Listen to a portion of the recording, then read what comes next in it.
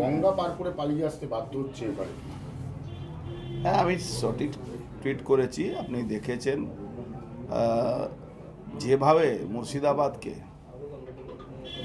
মুর্শিদাবাদকে হিন্দুবিহীন করার যে চক্রান্ত চলছে, যেভাবে পুলিশকে সঙ্গে নিয়ে দুজনকে কুপিয়ে খুন করে দেওয়া হয়েছে, 4 ঘন্টা পরে পুলিশ গেছে ওখানে, আর পুলিশ কর্তারা বড় বড় লম্বা লম্বা কথা বলছে।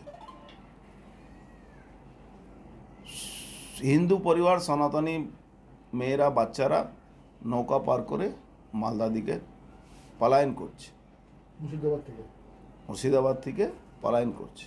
আপনি আরও একটা আমার কাছে ভিডিও এসছে, সেটাও আমি টুইট করছি। তো যেখানে মমতা ব্যানার্জি আজকে 15 দিন ধরে একটা কথা বলতেন যে রামনবমীতে দাঙ্গা করবে, হিন্দুরা সনাতনীরা দাঙ্গা করবে, ঈদের নামাজের দিন রেড রোডে দাঁড়িয়ে উনি বলেছেন হিন্দু ধর্ম গন্দা ধর্ম।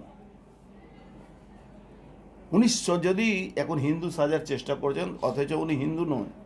যদি উনি হিন্দু থাকেন, নিজেকে বলছিলেন ব্রাহ্মণ ঘরের মেয়ে, ছেড়ে দিন ব্রাহ্মণ ঘর। উনি যদি মুখ্যমন্ত্রী পদ মর্যাদা ওনার যদি কাছে থাকে, একবার শুধু বলুন কি ওয়াকফ বোর্ডের যে অ্যামেন্ডমেন্ট হয়েছে, যেটা আইন পাস হয়েছে,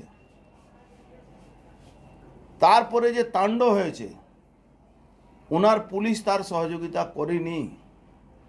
একবার উনি বলুন কি এই দাঙ্গাটা, এই ঘটনাটা মুসলমান করেছে। উনি তো একটা ধর্মকে, হিন্দু ধর্মকে, সনাতন ধর্মকে গন্দা ধর্ম বলেছিলেন। উনি তো বলেছিলেন রামনবমী যারা করে তারা দাঙ্গাবাজ।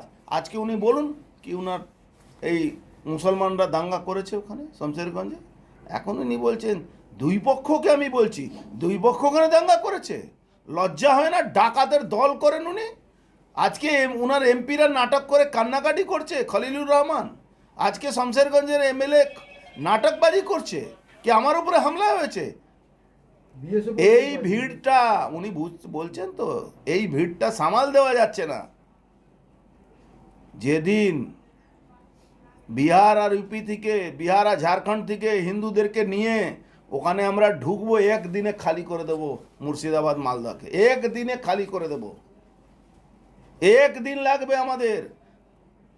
আর সিদ্দিকুল্লাহ চৌধুরী বলছে কলকাতা আমি অচল করে দেব।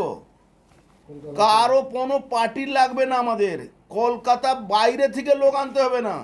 কলকাতা হিন্দু ছেলেদের যেরকম 1946-এ গোপাল মুখার্জি পুরো বুঝিয়ে দিয়েছিল, তখন ত্রাহিমাম হতে হয়েছিল এই মুসলমানদেরকে, 10,000 হিন্দুকে কাটার পরে, সেটা আমরা বুঝিয়ে দেব। গোপাল মুখার্জি এখনো মরেনি। বাংলা বাইরে থেকে লোক এনে কলকাতাকে মুক্ত করাতে হবে না, আমরা নিজে করিয়ে দেব ওখানে কলকাতার লোককে সঙ্গে নিয়ে। মমতা ব্যানার্জি খেলা করছেন, অভিষেক ব্যানার্জি ওখানে লম্বা লম্বা ভাষণ দিচ্ছেন, সংস্কৃতি আর কৃষ্টির কথা বলছেন। বাংলা সংস্কৃতি রয়ে গেছে। বাংলা সংস্কৃতিকে নষ্ট করা যদি মূল কেউ থাকে, তার নাম মমতা ব্যানার্জি।